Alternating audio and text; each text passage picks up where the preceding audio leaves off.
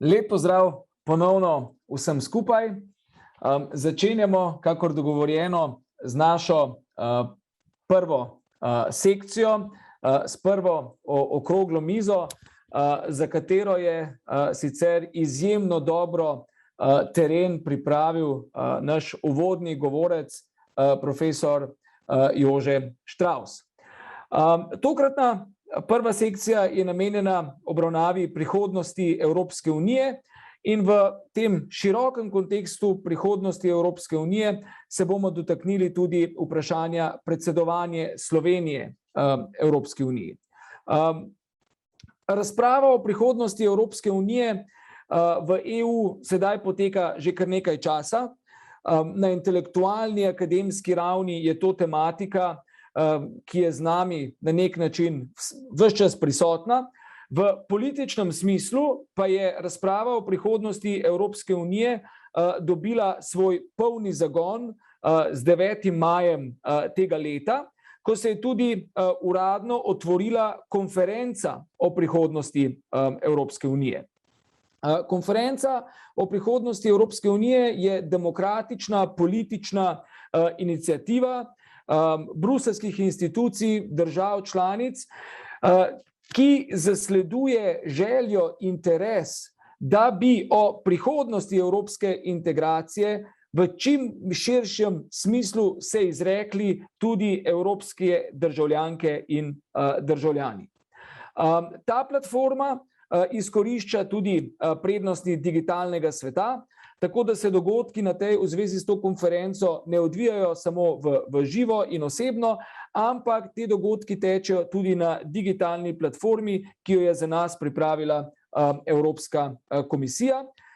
In upati je, da bodo prispevki na tej konferenci, ko se bo končala tekom francoskega predsedovanja, ki sledi slovenskemu, potem lahko dozoreli tudi v tej smeri, da bomo prišli do kakšnih institucionalnih inovacij, da bomo skratka prišli do nekega reformnega preboja, ki ga po mojem mnenju Evropska unija izjemno potrebuje zaradi stanja, v katerem se je znašla.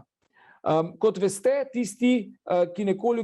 vsaj tisti, ki nekoliko pobližje spremljate Evropsko unijo, prepričan sem pa, da tudi vsi ostali, je obdobje zadnjih 2 desetletij po tistem uspehu evropske integracije, po največji širitvi v zgodovini evropske integracije na 9 postkomunističnih držav članic ali pa 8 postkomunističnih držav članic ter Ciper in Malto. Po tistem uspehu je bila Evropska unija zavita v cel cikel, v celo spiralo kriz, začenši s propadom pogodbe o ustavi za Evropo, s čimer smo bili vrženi v globoko ustavno in politično krizo. Ko smo iz te nekako vendarle se izkobacali in sprejeli, uveljavili Lizbonsko pogodbo, pa je so silo udarila z druge strani Atlantika velika finančna kriza, ki se je kaj hitro preselila tudi v realen ekonomski sektor in v dobršni meri prizadela celotno Evropsko unijo, še posebej pa določene njene južne države članice. Tista ekonomska kriza je globoko tudi posegla v strukture naših demokracij, v strukture naše politike, demokratične politike, tudi vladavino prava. Na dan je priplavala bolj populistična politika, okrepili so se ekstremi tako na levem, kakor tudi na desnem polu, in po ekonomski krizi je bila Evropska unija soočena še s krizo vladavine prava, s krizo ustavne demokracije, zgodila se nam je kriza varovanja zunanjih meja, ki je bila hkrati tudi humanitarna in obenem še varnostna kriza. In potem, ko smo vendarle vse te krize rešili in ko smo menili, da bomo nekoliko laže zadihali in ko je bil sklenjen nek politični dogovor, da opravimo to refleksijo o prihodnosti Evropske unije, kako naprej, se nam pa je zgodila še ta velika javno-zdravstvena kriza, v kateri živimo še v tem trenutku. Kljub temu smo odporni, Evropska unija si želi biti odporna in zato smo tudi današnjo, v kontekstu te razprave o prihodnosti Evropske unije, smo tudi današnjo prvo sekcijo posvetili tej tematiki. Zelo me veseli, da lahko gostimo tako izjemne, tako kvalificirane govorce. Pridružili se nam bodo magister Gašper Dovžan z Ministrstva za zunanje zadeve, kjer trenutno deluje kot državni sekretar, sicer pa ima obilne izkušnje v zunanji politiki, še posebej v odnosu do Evropske unije. Potem sta tu dve izjemni odvetnici z zelo natančnim, dobrim, poglobljenim poznavanjem evropskega prava, kolegica Katja Peček in kolegica Marija Škof.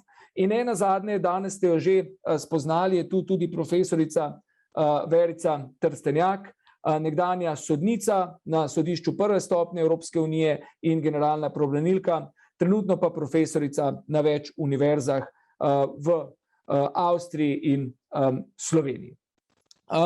Naše govorce smo razporedili tako, da bo vsak se dotaknil uvodoma v kakšnih 10 minutah tiste svoje teme, ki si jo izbral. Gospod Dovžan bo, ker je v prvih bojnih linijah predsedovanja, spregovoril o predsedovanju Republike Slovenije Svetu Evropske unije. Gospa Peček in gospa Škof se bosta posvetili osrčju delovanja Evropske unije. To je še vedno ekonomski substrat delovanje skupnega trga. Gospa Peček bo govorila o pomenu tujih direktnih investicijah v Evropski uniji, medtem ko se bo gospa Škof osredotočila na prost pretok storitev, notranji trg in vlogo malih in srednjih podjetij z fokusom na avstrijski ureditvi. Nenazadnje pa bo potem še profesor Trstenjakova se posvetila temi, ki jo je do neke mere že odprl prej omenjeni profesor Štravs in ki se dotika prihodnost temeljnih pravic v Evropski uniji in še posebej, one so vendar gradnik pravne države, še posebej torej tudi pravne države in vladavine prava v EU. Vsi govorci z izjemo gospoda Dovžana se nam bodo tudi kasneje ostali z nami, bodo v živo in bodo tudi na voljo za vprašanja z vaše strani. Gospod Dovžan pa se je žal zaradi drugih obveznosti, trenutno je na poti, opravičil in bomo sedaj uvodoma videli njegov nagovor, ki je bil že naprej posnet. Tako da najprej dajem besedo gospodu Dovžanu, potem pa sledi gospa Peček, gospa Škof ter nazadnje še profesor Trstenjakova. Gospod Dovžan, beseda je vaša. Slovenija od 1. julija letos že drugič predseduje Svetu EU. Priprave na predsedovanje potekajo že več kot 2 leti. Skupaj s članicama trija predsedujočih Nemčije in Portugalske je bil pripravljen in junija 2000 potrjen 18-mesečni program, na katerem slonijo tudi program in prednostne naloge slovenskega predsedovanja. Tokratno predsedovanje se od prvega znatno razlikuje tako v institucionalno-pravnem pogledu, kot tudi glede na geopolitični kontekst. Vloga in pristojnosti predsedujoče države so se z uveljavitvijo Lizbonske pogodbe spremenile. V evropskem zakonodajnem postopku je ta vloga nekoliko okrepljena, na področju zunanjih odnosov EU in v Evropskem svetu pa z uvedbo institutov predsednika Evropskega sveta in visokega predstavnika EU za skupno zunanjo in varnostno politiko nekoliko manjša. Najbolj očitne okoliščine, s katerimi se sooča tokratno slovensko predsedovanje, so pandemija, močno spremenjen globalni politični kontekst ter znotraj EU razprava o vladavini prava. Temu lahko dodamo še nadaljnje soočanje s posledicami kriz, ki so v zadnjem desetletju močno prizadele EU. Zaradi vsega tega je Unija danes drugačna kot leta 2008, ko smo predsedovali prvič. Ne glede na vse začetne težave, je pandemija pokazala, da se EU lahko uspešno spopada s skupnimi izzivi in da je enoten pristop koristen za države članice in njihove državljane. Kot konkretne ukrepe lahko naštejemo vzpostavitev tako imenovanih zelenih voznih pasov, oblikovanje svežnja za okrevanje Next Generation EU, skupne nakupe cepiv in medicinskih pripomočkov, uvedbo digitalnega zelenega potrdila, o katerem je bil dogovor sprejet v rekordno kratkem času. In še bi lahko naštevali. Prav tako lahko ocenimo, da je po letu in pol in s tem po 3 predsedovanjih, ki jih je pandemija močno zaznamovala, delovanje Evropske unije v času slovenskega predsedovanja pravzaprav, da se je lahko vrnilo v ustaljene tirnice. Pandemija je nenazadnje razgalila tudi nepripravljenost EU in njenih držav članic na izredne razmere. Zato je zelo pomembna naloga Slovenije v času predsedovanja krepitev odpornosti Unije na zdravstvene in druge morebitne krize, vključno s krepitvijo kibernetske odpornosti in strateške avtonomije EU. Posebno pozornost posvečamo okrevanju evropskega gospodarstva, ki mora, če seveda želi biti, in to je tudi cilj, globalno konkurenčno, iz pandemije iziti bolj digitalizirano in okolju bolj prijazno. Posamezni nacionalni načrti za okrevanje, ki se potrjujejo prav v času slovenskega predsedstva, morajo te cilje v čim večji meri odražati. Slovenija si prizadeva tudi za čim večji napredek pri sprejemanju energetsko-podnebne zakonodaje za uresničitev cilja EU za zmanjšanje toplogrednih plinov za 55% do leta 2030. Usklajujemo zakonodajne predloge za vzpostavitev enotnega digitalnega trga, digitalnih storitev in urejanje rabe umetne inteligence, ki pa hkrati odpira tudi zahtevna, pravna in etična vprašanja. Druga prednostna naloga Slovenije je transparentno in vključujoče vodenje procesa vseevropskega posvetovanja, ki teče v okviru konference o prihodnosti Evrope. Gre za edinstveni poizkus participativne demokracije, katerega cilj je razprava z državljani, zlasti z mladimi, o Uniji, kakršno si želijo v prihodnje. Poudarek je na razpravi o prihodnosti ključnih politik EU, izhodu iz aktualne krize in večji odpornosti EU na prihodnje izzive. Slovenija v času predsedovanja pri usmerjanju tega procesa zastopa Svet EU oziroma države članice, sam pa kot predstavnik sveta sodelujem tudi pri vodenju izvršnega odbora konference. V Sloveniji je bil v razpravi o prihodnosti Evrope letos posvečen tudi 16. Blejski strateški forum, na katerem so številni evropski voditelji, predstavniki gospodarstva, civilne družbe in različni strokovnjaki iz najrazličnejših področij, tudi številni mladi, predstavili svoje ideje in predloge za skupno prihodnost. Poleg predstavnikov EU so v razpravah BSF o prihodnosti Evrope sodelovali tudi predstavniki držav regije Zahodnega Balkana.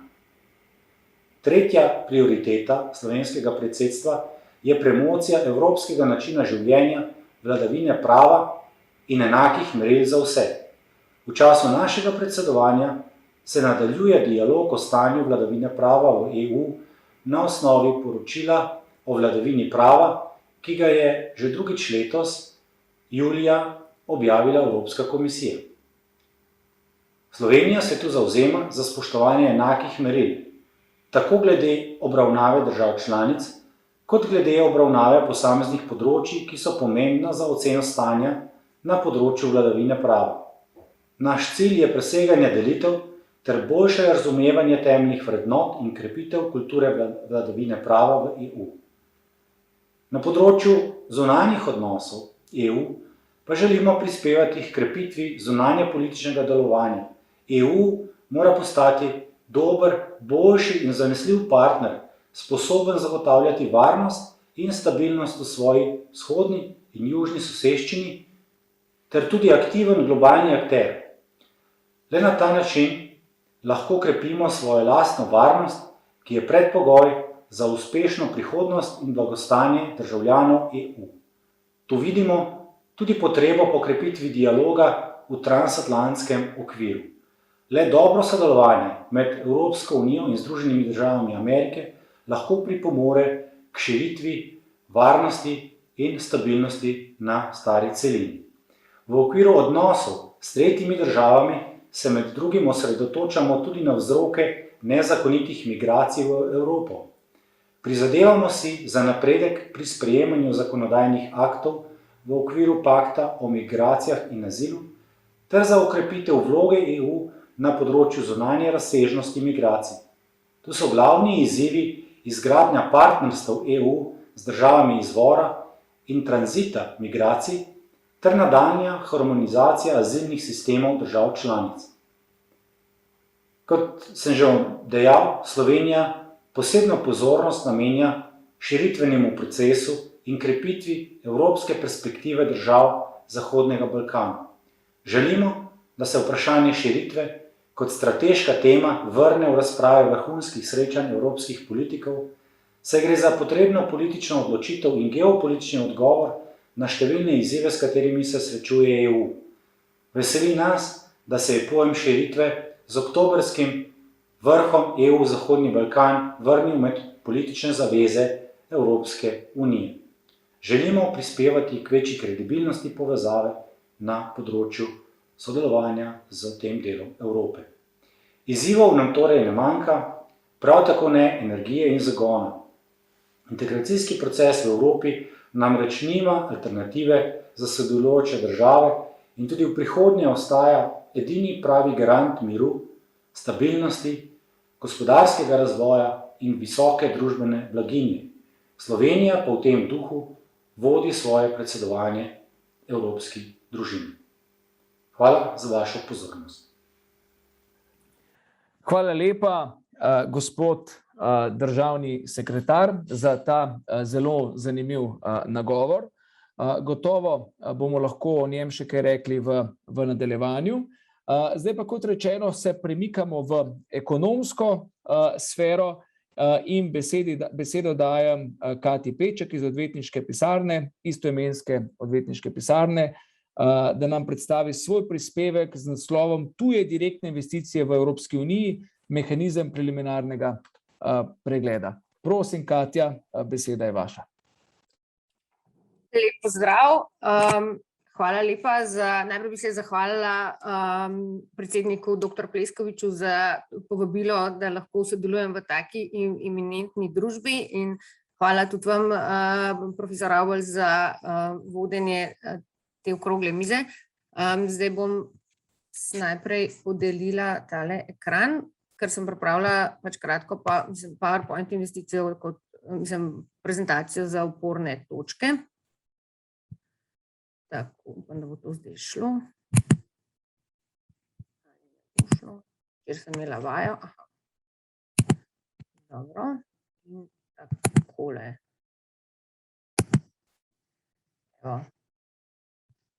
Se pravi, kar se tiče tujih direktnih investicij, če se navežem na profesor Štravsa, je govoril o povezavi, začel je z povezavi med pravom in politiko, in v bistvu so prav tuje direktne investicije en izmed teh mostov, in v sistem EU so bile uvedene z Lizbonsko pogodbo v njenem 207. členu, ko so in je nad njimi EU dobila izključno pristojnost. Vendar pa sama pogodba v bistvu ni vzpostavila nobene definicije ali pa karkoli drugače opredelila v zvezi s tujimi direktnimi investicijami, zato je zdaj pač, kot ta razvoj poteka, se učimo, kaj naj bi to bilo oziroma kako naj bi EU v zvezi s tem funkcionirala.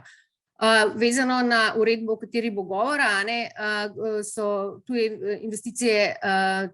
direktne investicije tiste, ki imajo namen vzpostaviti in ohraniti trajno povezavo in v podjetjih, in v bistvu gre za udeležbo pri upravljanju in nadzoru podjetij. To je razlika od portfeljskih investicij, ko v bistvu investitor nima nobene povezave oziroma vpliva na funkcioniranje vodenje družbe.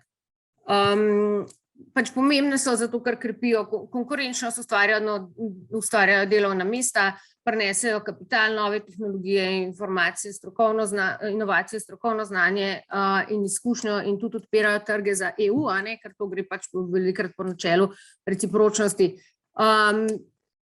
V glavnem, ni to zdaj neka nova stvar, presoja tujih direktnih investicij, ta mehanizem, tako ZDA, Avstralija, Kanada, Kitajska, Indija in Japonska. Zdaj, komisija je izvedla študijo in ugotovila, da je v zadnjih 10 letih rast tujih direktnih investicij, cirka 35% vsega premoženja na ravni EU obsegajo tuje investicije in ustvarjajo približno 16 milijonov direktnih delovnih mest. Jasno, investitorji so pač te tradicionalni ZDA, Kanada, Švedska, Japonska, Norveška, Avstralija in se v bistvu prodirajo v vse pore ekonomije. Zdaj opazila se je porast investicij izhajajočih trgov, kot sta Kitajska in Indija, porast investicij strani družb v državni lasti in porast investicij strani offshore investitorjev. Tukaj sem dala ene zvezdice in sicer iz razloga, ker to je problematično. Ena stran je porast strani investicij v družb v državni lasti je lahko politični element, ker ko pač take družbe prevzamejo lastništvo ali pa kontrolo nad ključnimi infrastrukturami v EU, lahko to predstavlja kot nekega trojanskega konja. Bom potem razložila, zakaj. Tega problema se tudi na področju prevzemov in združitev lotili na komisiji, ker v bistvu so te družbe problem tudi z vidika rušenja konkurenčnosti trga, ker recimo dobijo zelo poceni financiranja strani neke tretje države in z vidika, kar recimo te opcije podjetja v EU nimajo, ker so pač tukaj pravila o državnih pomočeh in tako dalje. Potem ta druge strani investicije za offshore so pa seveda problematične z vidika pranja denarja in financiranja terorizma in tudi v tej smeri EU v bistvu je povzela določene akcije in bo ustanovila agencijo, ki bo bdela točno nad to problematiko in bo začela delovati do leta 2024, tako da se bojo v bistvu lahko vse te agencije med sabo tudi povezovale, tudi z vidika presoje investicij.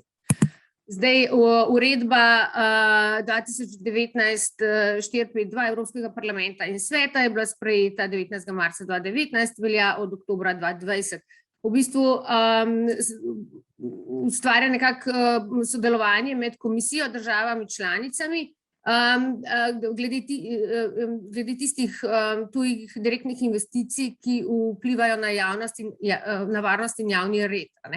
Naloge države članice, v kateri se izvaja investicija, se pravi tista, v katero investitor hoče pač investirati, mora obvestiti komisijo in državo članico o vseh investicijah, ki jih pregleduje in pošlje v bistvu v zvezi s tem tudi vse podatke, kot jih je pridobila, in potem lahko komisija ali države članice zahtevajo dodatne podatke, če so za to zainteresirane, in potem lahko zahteva pač potem od njih tudi, da podajo neko mnenje oziroma komentarje.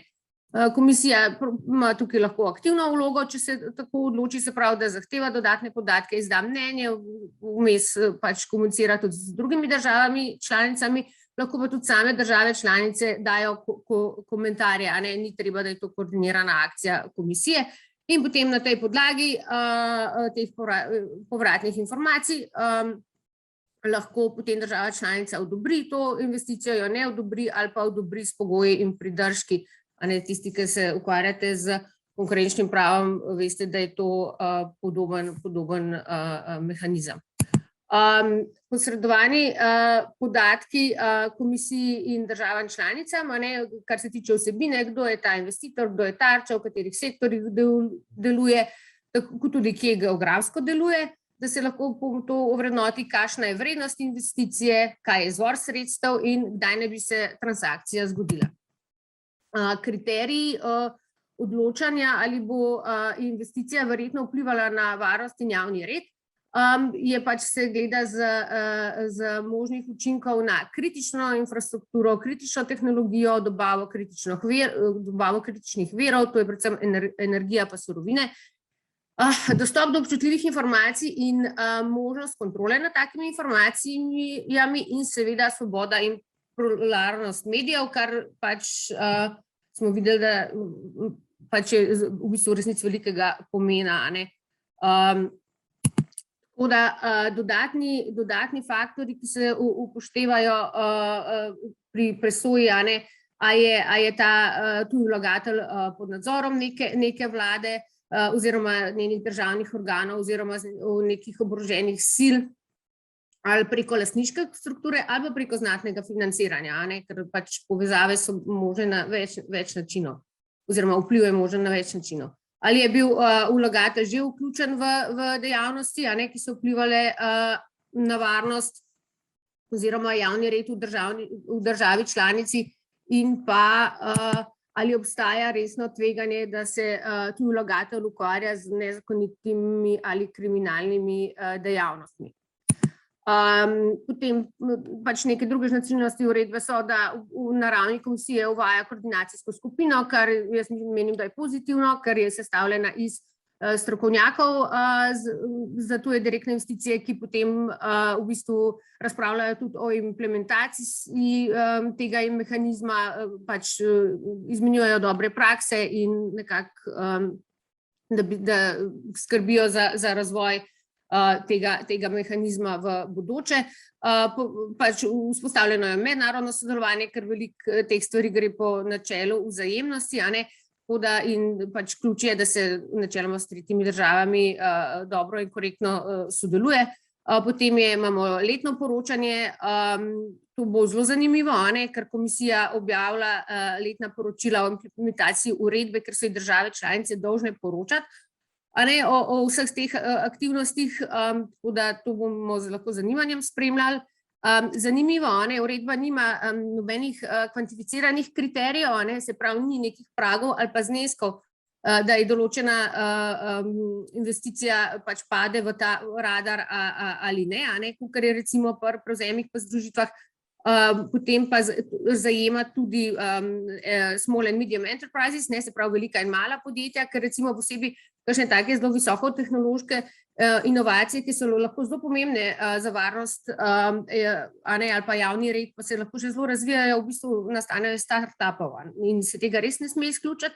Ima tudi določen časovni okvir, se pravi cirka 35 dni imajo države članice oziroma komisija, da se glede svojih pripomb izreče, oziroma se lahko podaljša še za 20 dni, potem, ko se pridobi popolne podatke. Zdaj, ta uredba pač zahteva od držav članic, da pač implementirajo svoje mehanizme in jim daje pač neke napotke, in sicer, da mora biti postopkovna pravila transparentna, da med tujimi investitorji ne sme prihajati do diskriminacije, da je treba paziti na zaupnost in izmenjave podatkov in da mora biti jasno pravno sredstvo proti odločbi. Pa se pravi, da morajo tudi identificirati, kako bi imeli te investitorji iz tretjih držav možnosti, da tole zaobidejo in pač sprejeti tudi v zvezi pač ukrepe, da se to prepreči.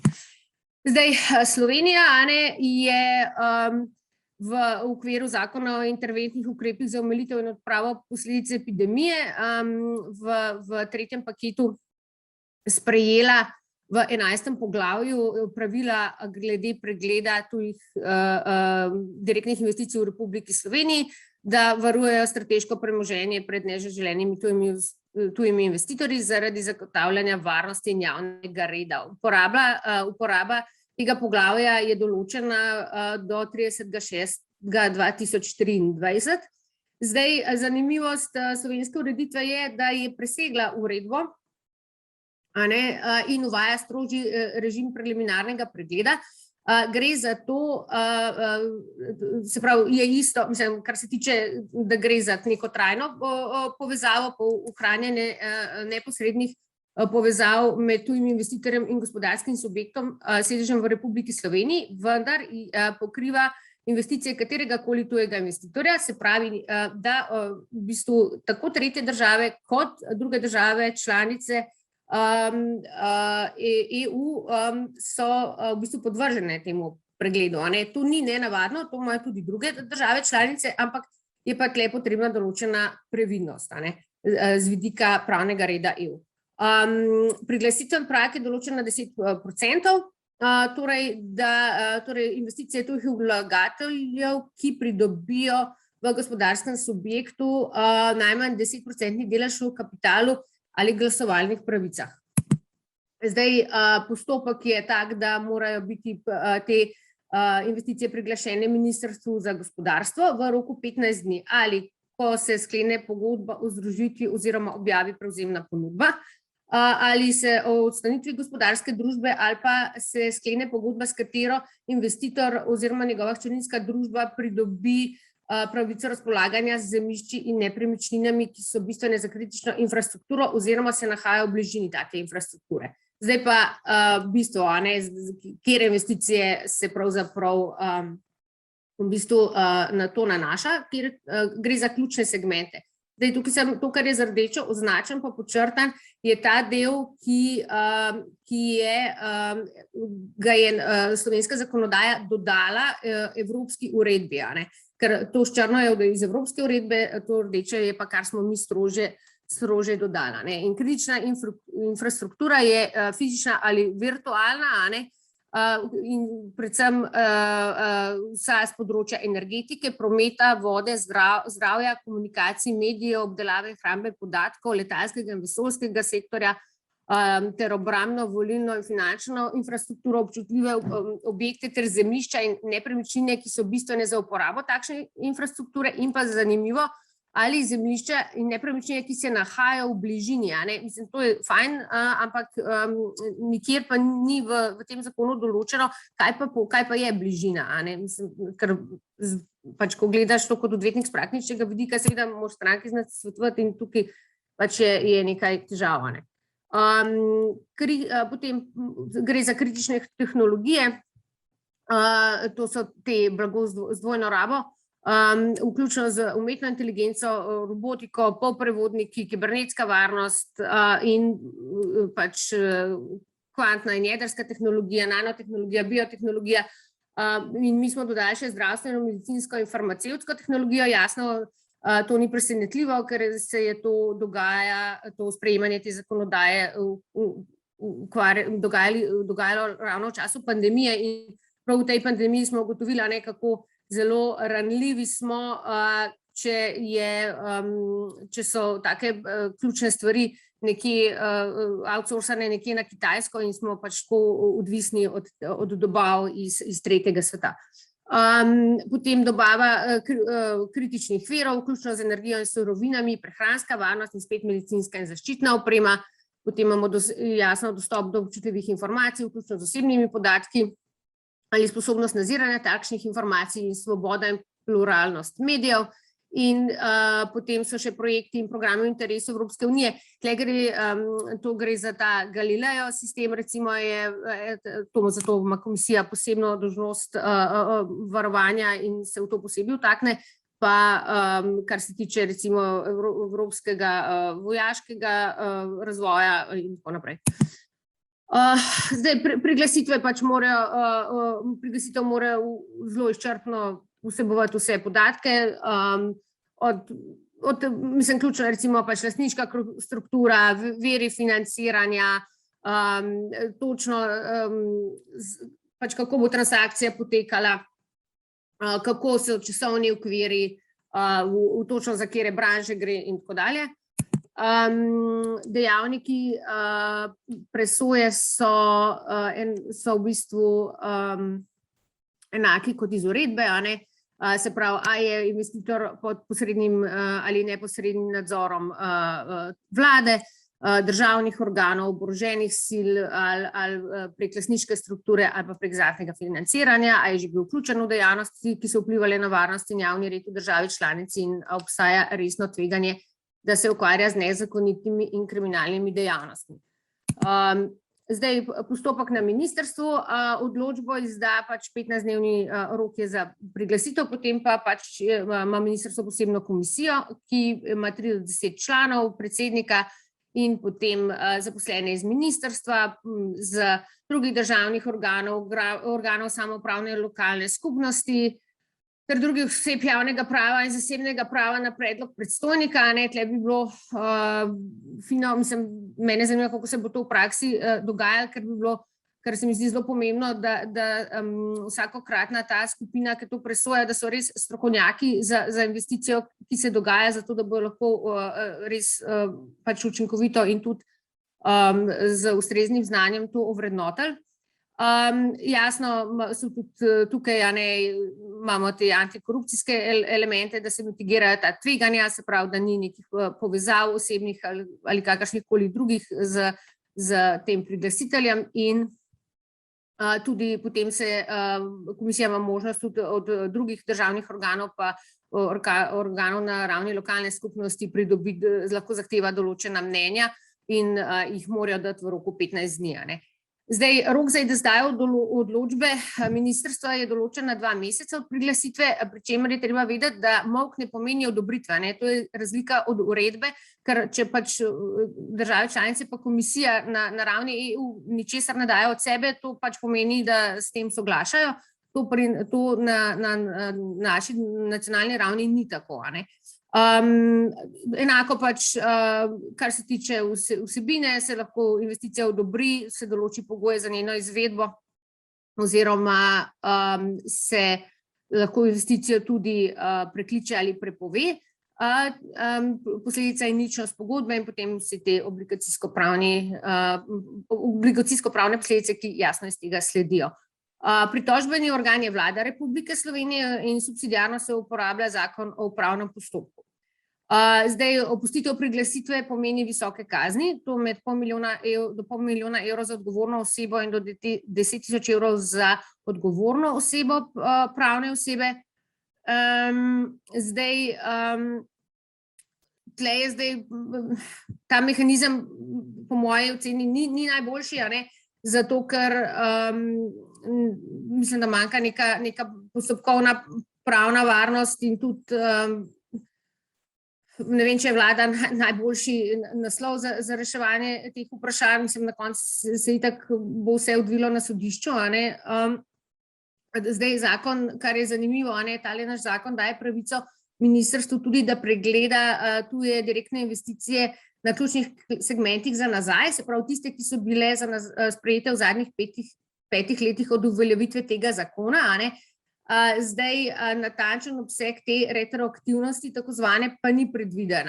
Zato je to pač dodaten pravni nemir v zvezi s tem in sigurno ni to nekaj, kar pač investitorje, ki so do zdaj pač investirali brez problemov v neke družbe, navdaja z nekim zaupanjem. Jaz govorim iz praktičnega vidika, ker pač delam strankam in mene vse stvari zanimajo v bistvu na čist bazični ravni, ko pač nekdo pride k tebi z nekim problemom in ga moraš pač rešiti.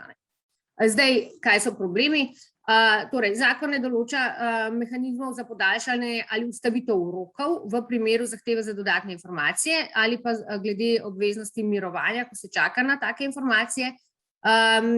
Zakon določa dolžnost priglasitve za tujega vlagatelja, recimo, če želi ali pa te hčerinske družbe, če želi vzpostaviti nove poslovne enote, širiti zmogljivosti obstoječih poslovnih enot, diversificirati proizvodno, nove proizvodne linije vzpostaviti, skratka, da nekako širi že obstoječo investicijo.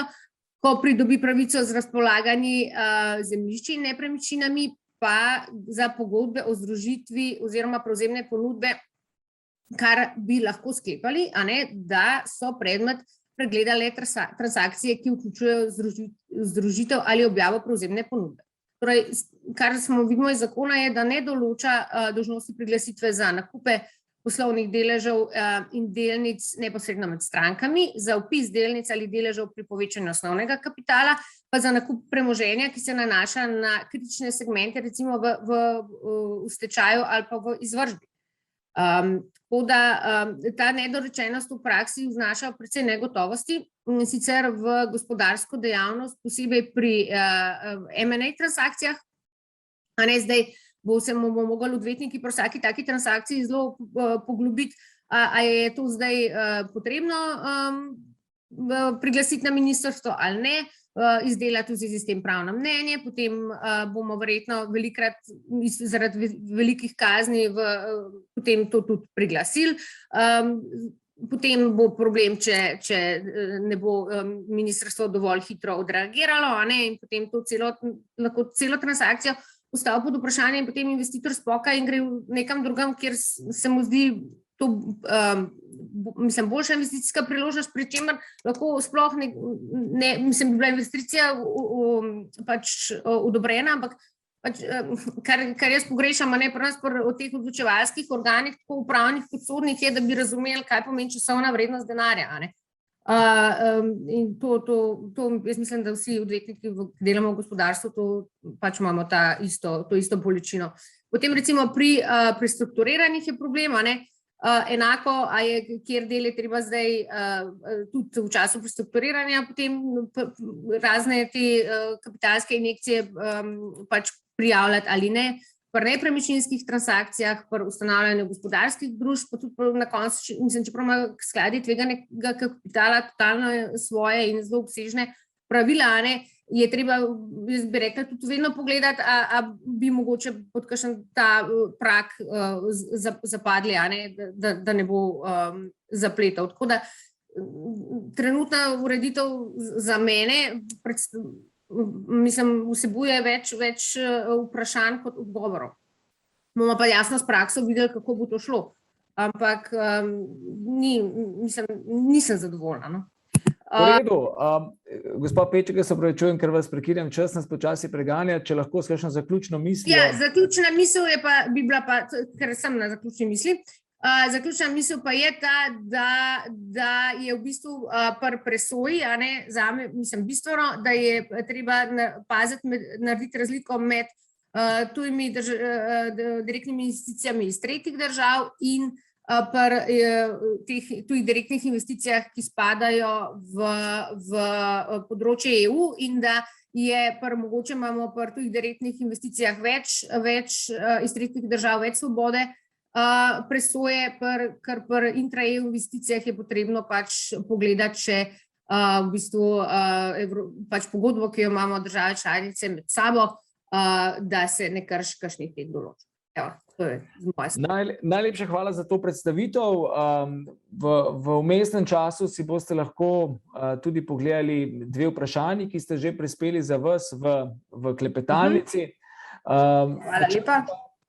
Ta čas pa, ko boste vi razmislili o odgovorih na te dve vprašanji, bi pa k besedi povabil gospod Marijo Škof, ki bo, kot že rečeno, spregovorila na temo prostega pretoka storitev, notranji trg malih in srednjih podjetij na primeru Avstrije.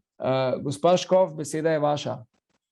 Hvala lepa, prav prisrčen pozdrav tudi iz Celovca, z moje strani. Zelo sem vesela, da lahko danes dejansko v tako krasni družbi tudi malo nekaj prispevam oziroma nekaj misli podam na to temo, ki sem si jo zastavila, prosti pretok storitev, notranji trg malega človeka oziroma drugače povedano malih in srednjih podjetij. Za svojo predstavitev sem si pripravila tudi nekaj prosojnic, ki jih bom sedaj z vami delila. Upam, da je že možno videti in bi takoj začela seveda tudi z mojim predavanjem, če bo vse tako šlo, kot si jaz to želim.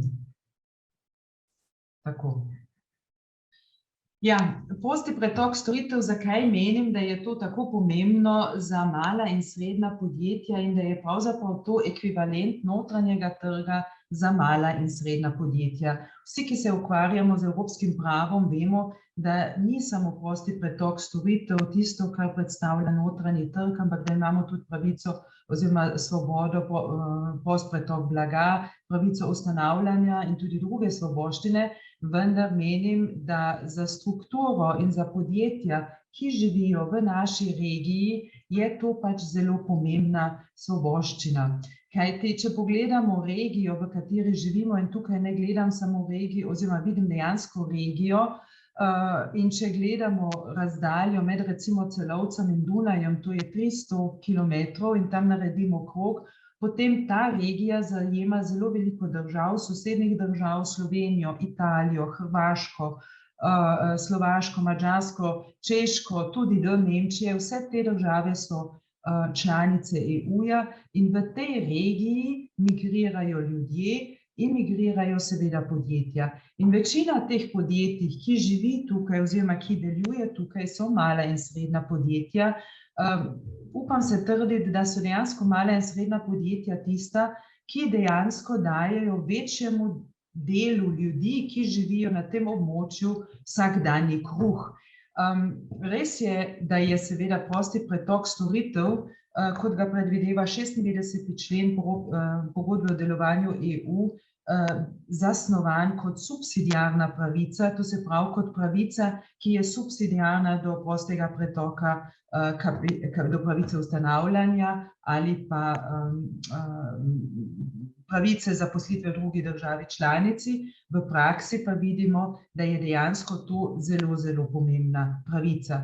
In treba je tudi povedati, če pogledamo nazaj v razvoju te prostega pretoka storitev, da je dejansko bil ta prosti pretok storitev na začetku zasnovan kot pravica, da lahko, če sem ustanovljen v eni državi, lahko z svojimi zaposlenimi grem v drugo državo, tam opravim svoje storitve in se tako rekoč vrnem. Od pristopa Španije in Portugalske k Evropski uniji so dejansko bolj bogate oziroma države, ki so bile takrat že tudi na višjem standardu, opazile, da jim lahko iz vidika prostega pretoka storitev to predstavlja zelo veliko konkurenco, kajti podjetja, ki so se pridružile iz Španije, oziroma iz Španije in Portugalske, so predstavljale kar precejšno konkurenco podjetjem v Nemčiji in začela se je ta debata o tem, da je treba ta prosti pretok storitev spremeniti oziroma da je treba to razlagati na drug način. In potem je prišlo, da je bila sprejeta direktiva o napotitvi delavcev na delo v EU-ju, to je bilo leta 1996. V tej direktivi so bile določene osnove, tako rekoč pravic delavcev, ki so napotene na delo v drugo državo. In na evropski ravni vidimo, da so se dejansko direktive, ki so se sprejemale in pač v teh letih, vedno bolj zaostrile in pravzaprav je res prišlo do tega, recimo sploh za zadnjo direktivo, ki je pravzaprav zelo zaostrila to možnost pravice upravljanja storitev v drugi državi. Zakaj menim, da je pravica ustanavljanja pravice storitev tako pomembna? Mala in srednja podjetja nimajo ekonomskega zalogaja, nimajo tistih resurs, kot jih imajo velika podjetja, da lahko enostavno v drugi državi ustanovijo podjetje in si za to investicijo pač vzamejo kar precejšen kapital in pa čez nekaj let bo zadeva že tako rekoč funkcionirala. Pri malih in srednjih podjetjih je dejansko tako, da mora verjetno kar velik del projektov, ki se jih lotijo, biti pozitiven, kajti sicer njihovo dolgotrajno preživetje ni zagotovljeno. In zaradi tega menim, da ravno za ta mala in srednja podjetja je ta prosti pretok storitev tista svoboščina, ki predstavlja njihov notranji trg. No, kot sem že povedala, te direktive, ki so pač vezane na prosti pretok storitev in predvsem pravico delavcev, napotitev delavcev, so se postopoma zelo zaostrovale. Bila je sprejeta tudi direktiva o izvrševanju direktive o napotitvi delavcev, kjer so predvideni predvsem mehanizmi, dokumentacija, ki je potrebna in tako naprej. In do zadnje zelo relativno ostre spremembe je prišlo z zadnjo direktivo, ki je bila sprejeta leta 2018. V zvezi oziroma v razmerju do Avstrije bi seveda želela opozoriti tudi na dve zelo pomembni sodbi Evropskega sodišča, v katerih se je Evropsko sodišče v postopkih predhodnega odločanja bavilo z avstrijsko ureditvijo, katero vam bom sedaj predstavila in predstavila tudi, zakaj menim, da je avstrijska ureditev pravzaprav mehanizem, ki preprečuje notranji trg, ki preprečuje konkurenco v tem notranjem trgu, ampak je mehanizem za zaščito avstrijskega trga. Avstrijska zakonodaja, kar se tiče napotitve prostega pretoka storitev, ker je to pač seveda neposredno povezano, je imela zelo zanimiv razvoj. In sicer 30.4.2011, vsi veste, to je praktično tisti zadnji dan, ko se je nehalo prehodno obdobje.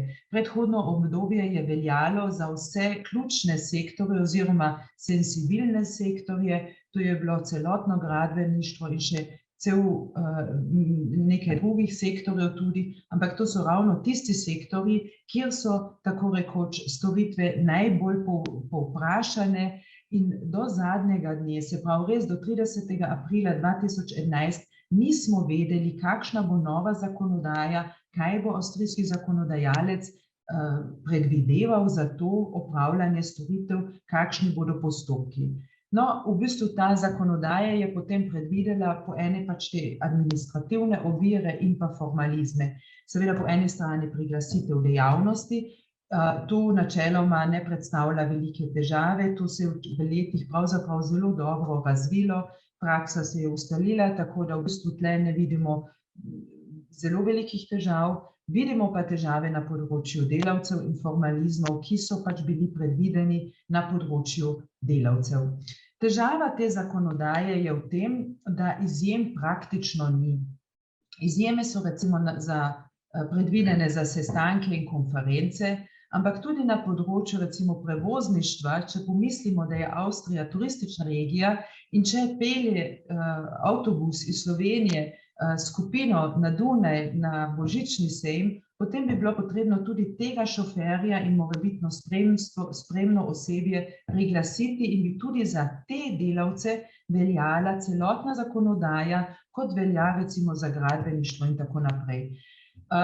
Ta zakonodaja in pač upoštevanje teh določil se tudi zelo, zelo strogo preverja, kontrol je neverjetno veliko, so zelo drakonske in s tem povezane seveda tudi kazni in razni drugi ukrepi, kot je na primer varščina, ki jo prav tako predvideva ta zakon.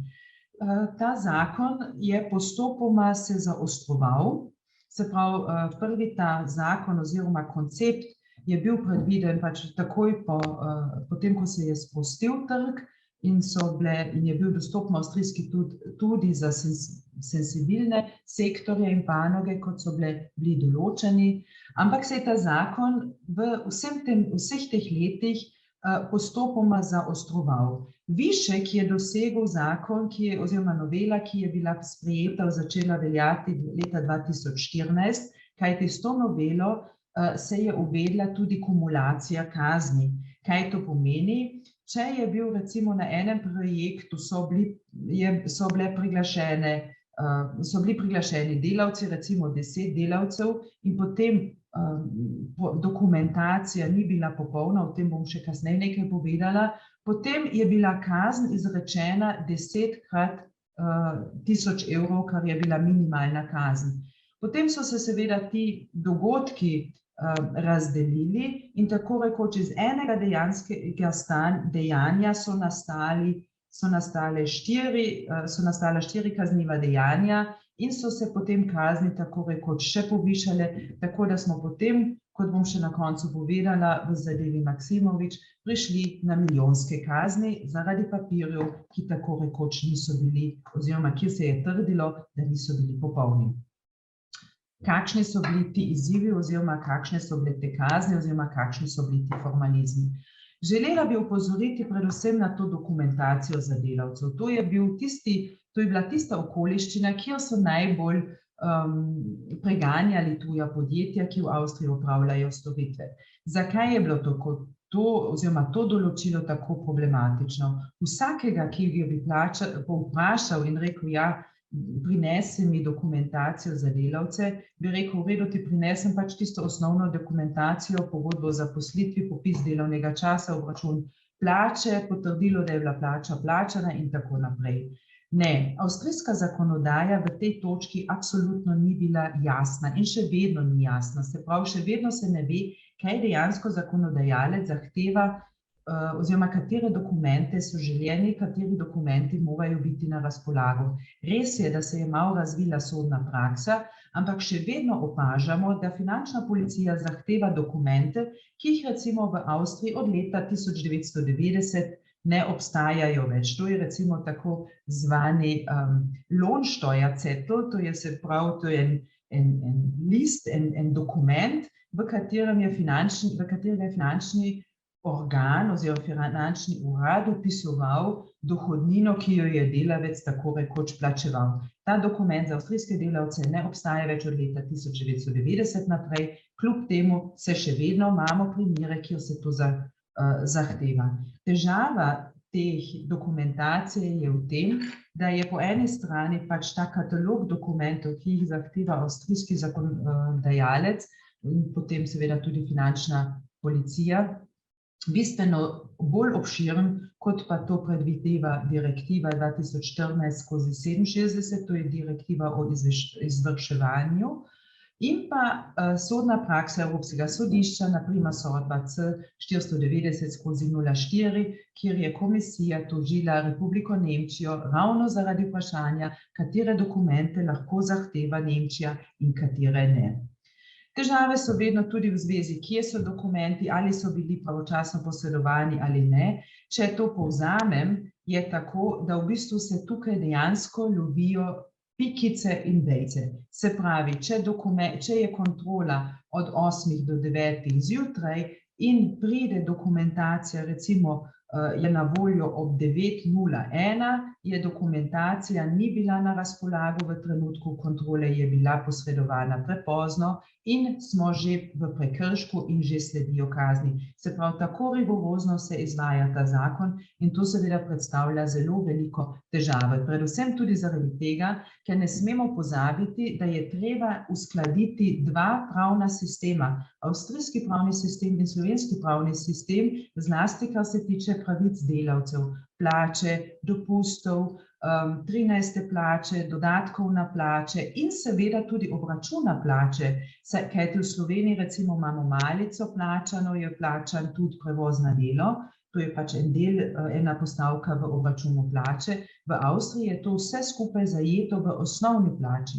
In velika težava je dejansko, da je treba tukaj uskladiti dva sistema, kar predstavlja zelo precejšno težavo. Tako, to je samo en primer teh težav, s katerimi smo se soočali in s katerimi se dejansko soočajo podjetja. Treba pa je povedati, da za avstrijska podjetja vsi ti ukrepi ne predstavljajo težave zaradi tega, ker oni nimajo te obveznosti, da pač imajo na razpolago to dokumentacijo, ker se pač izhaja iz tega, da je pač to na voljo ali v bazah ali pa v primeru kontrole ali pa kakorkoli se to posreduje. Ampak to je dejansko obveznost, ki se nanaša dejansko samo na podjetja, ki imajo sedež v drugi državi članici in v Avstriji občasno opravljajo storitev. Lahko si predstavljate, da je ta situacija bila zelo nezadovoljiva in da smo zelo veliko razmišljali o tem, kaj bi lahko naredili, da se to spremeni, ravno tudi zaradi tega, ker nam je vsem zelo pri srcu ta naša regija in da dejansko lahko podjetja, ki živijo oziroma delajo, so ustanovljena v tej regiji in tudi zaposleni, ki so zaposleni po teh podjetjih, lahko živijo, da niso prisiljeni v to, da se izselijo v drugo državo, ampak dejansko, da lahko tudi koristijo to bližino drugega trga, ponujajo storitve in tako rekoč se potem živijo tukaj in se zaslužijo na ta način svoj kruh. Kajti, če bodo zaslužili, bodo ta denar spet doma investirali in bodo potem tudi postopoma se bo dvignil tudi nivo v tistih državah, iz katerih izhajajo.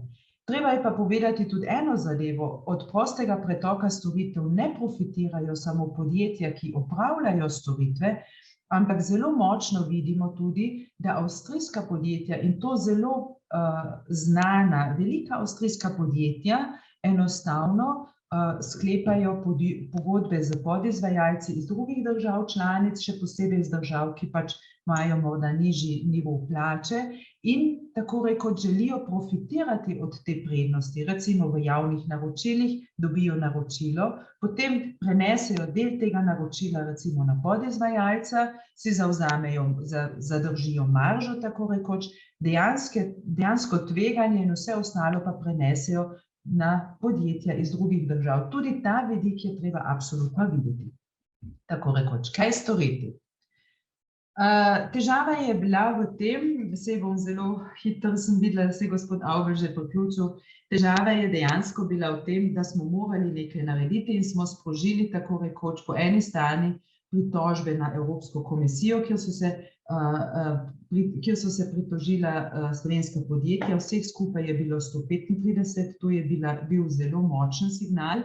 In druga zadeva, ki nam bila velik trn v peti, je bila ta varščina, o katerem je odločalo Evropsko sodišče v zadevi Čepelnik. Zanimivo na tem postopku Čepelnik je morda ravno tudi to, ker je predhodno povpraševanje dalo na Evropsko sodišče okrajno sodišče iz Pliberka in to v slovenškem jeziku. Pri varščini je šlo za to, da je moral naročnik v primeru kontrole, preden da je bilo karkoli pravnomočno odločeno, razliko plače, ki bi jo bil obvezan plačati po pogodbi, plačati na račun upravnega organa v Avstriji. Lahko si predstavljati, kakšna je to posledica, izvajalec ne bo nikoli dobil denarja, naročnik pa nikoli ne bo dobil dejanskega dela, ki ga je naročil in ki ga potem tudi plačal. Evropsko sodišče je dejansko in čist jasno v tej sodbi Čepelnik izreklo, da je ta ukrep, kot ga je predvidevala in izvajala avstrijska praksa, v neskladju z pravom EU-ja in sicer tudi zaradi tega, ker je ta ukrep bil odrejen v trenutku, ko še ni bilo pravnomočne odločbe. In treba je vedeti tudi, da so sodbe in pa upravne odločbe iz ene države v drugi državi izvršljive, tako da prostora za tak ukrep ni bilo. Druga zadeva, ki je prav tako zelo bila odmevna in zelo pomembna, je ta sodba Maksimovič. Na začetku sem že povedala, drakonske kazni so privedle tudi do kazni v milijonski višini, in sicer kazen, ki je bila izrečena zoper direktorja osebno, kar pomeni, da je dejansko moral tudi plačati. Tudi Evropsko sodišče je v tej zadevi Maksimovič jasno izreklo, da je avstrijski koktel ukrepov, se pravi kumulacija kazni, da ni nobenih maksimalnih kazni, da so minimalne kazni predvidene v zakonu, da se doda še 20% pavšalni dodatek za stroške pritožbe, če pač se ne uspe z pritožbo, da je predvidena nadomestna zaporna kazen, če oseba, zoper katero leti kazen, ni plačala to kazen, vse to je po besedah Evropskega sodišča jasno v neskladju z pravom EU-ja. Kako zdaj naprej? Mislim, da moramo pogledati tudi še naprej in eno minutko mi dovolite še, da pogledam naprej. Novela, avstrijski zakonodajalec je končno sprejel novelo, ki je začela veljati 1.9.2021. Formalizmi niso bili odpravljeni, še danes ne, formalizmi obstajajo, kazni so bile nekako prilagojene sodni praksi Evropskega sodišča v sodbi Maksimovič. Kaj bo pa to točno pomenilo v praksi, pa še dejansko ne vemo. Edina dobra novica je ta, da je ta kumulacija kazni bila črtana iz zakona, kar pomeni, da verjetno milijonske kazni zaradi manjkajočega dokumenta v prihodnje ne bomo več imeli. Nadomestna zaporna kazen je tudi odpadla, varščina je ostala v zakonu, tukaj je treba videti, kako bo ta zakonodajalec oziroma kako bo upravna praksa s tem v bodoče ravnala. Novela iz mojega vidika absolutno ni zadovoljiva, še posebej ne, če gledamo ta notranji trg in to dejstvo, da je prosti pretok storitev dejansko notranji trg malega človeka, ampak po mojem mišljenju ta novela slej ko prej nudi temu, da se postavljajo meje in da pač se ne omogoča malim in srednjim podjetjem, da dejansko tudi zaživijo, da tudi regija v tem smislu gospodarsko zaživi. Na koncu morda samo še ena misel, in sicer že leta 1494 je bilo vprašanje, ko sta si Španija in Portugalska delile svet. Takrat v pogodbi o Tordesillas sta si razdelile svet, ena bo vzela en del sveta, druga bo si vzela drug del sveta, in je takrat Hugo Grotius povedal, da pač to nima smisla, da nima smisla deliti trg oziroma sveta kot takega, ampak samo, če bomo delali skupaj, samo, če bomo odpravili meje in bomo vsakemu omogočali, da bo tudi na tem trgu našel nekaj za sebe, potem bo to v dobrobit vsem in potem bo to tudi povišalo blagostanje vseh. In v tem smislu tudi mislim, da trenutna debata, kar se tiče prostega pretoka storitev in debata med močnejšimi državami, kot so Nemčija, Francija in med katere sodi tudi Avstrija, in tistimi državami, ki imajo nižji plačni nivo tudi, se mi zdi, da absolutno ni pravilna in da pravzaprav na koncu škoduje vsem. Hvala lepa za pozornost, to so bile moje misli o notranjem trgu in prostem pretoku storitev. Hvala lepa. Hvala lepa, gospa Škof, doktorica Škof. Izjemno zanimiva predstavitev. Čestitke seveda tudi za uspešne primere pred sodiščem Evropske unije. To je še en dokaz več, da kljub 70 letjem razvoja skupnega trga, ko se neka država odloči, pa ne preveč odkrito, ampak kot ste lepo opisali, s koktejlom različnih ukrepov lahko praktično zelo učinkovito ovira skupni trg, zlasti svobodo opravljanja storitev, svobodo ustanavljanja, točno za tista podjetja, za katere je pravzaprav mala in srednja podjetja, za katere je skupni trg v tem regionalnem območju najpomembnejši. Tako da sem tudi iz strokovne plati pravzaprav zahvaljujem za vaše vse doslej opravljeno delo in upam, da boste še naprej tako dobro delovali. Z veseljem se že veselimo naslednjih primerov. Odlično. Zdaj pa gre beseda naprej in sicer profesorici Verici Trstenjak. Ona bo ponovno iz skupnega trga nas nekoliko pripeljala v polje, v osrčje vladavine prava na področje temeljnih pravic z razlogom. Pred kratkim je išla v Sloveniji, če se ne motim prav tako, v okviru GV založbe nova knjiga profesorice Trstenjakove ravno na temo temeljnih pravic v Evropski uniji in kaj več o tej knjigi, kakor tudi o njeni tematiki, bo pa zdaj v tej prezentaciji povedala profesorica sama. Prosim, beseda gre zdaj na koncu še vam. Hvala lepa, profesor Avbelj. Naj povem, da glede na naslov sekcije in glede na kratek čas, ki ga imam, sem se potem odločila, da bom govorila danes pa samo o pravni državi in prihodnosti v EU, kajti temeljne pravice so tako ali tako del pravne države. Za preostanek si bomo torej prebrali vašo knjigo. Tako, kakorkoli temeljne pravice zdaj, kako so pomembne v času korona krize, vemo, vendar sem se jaz danes, ker je naslov sekcije Prihodnost EU, želela osredotočiti bolj na tematiko pravne države. Zdaj, če uvodoma vprašam, to je bolj za razmislek, ker je čas zelo omejen, tudi za zvečer ali pa za naslednje dni, tedne. Ko govorimo o EU, kaj je v EU negativnega, kaj je v EU pozitivnega? Sigurno najdemo ponavadi vedno več zadev, ki so pozitivne, kadar jaz sprašujem študente, ampak sigurno je ena od pozitivnih stvari to, da je pravna država ena od zapisanih vrednot. Zdaj, če vprašam naslednje vprašanje, kaj so za vas najpomembnejše vrednote? Ali so to človekove pravice? Ali je to svoboda, solidarnost, socialna država? Ali je pa to mogoče pravna država? Ali plačevanje davkov? Ali so to dejansko vaše vrednote? Kaj so za vas najpomembnejše vrednote? Torej, sigurno je in moralo bi biti, da v neki razviti demokraciji, da je tudi pravna država ne samo zapisana pravna vrednota, ampak vrednota nam vsem. nam vsem, da si jo nekako prisvojimo in se tudi sami ravnamo po načelih pravne države. Torej, o tem bom spregovorila o pravni državi kot vrednote v EU, kakšne postopki so v EU na razpolago za zaščito pravne države in potem, kaj to pomeni za prihodnost EU.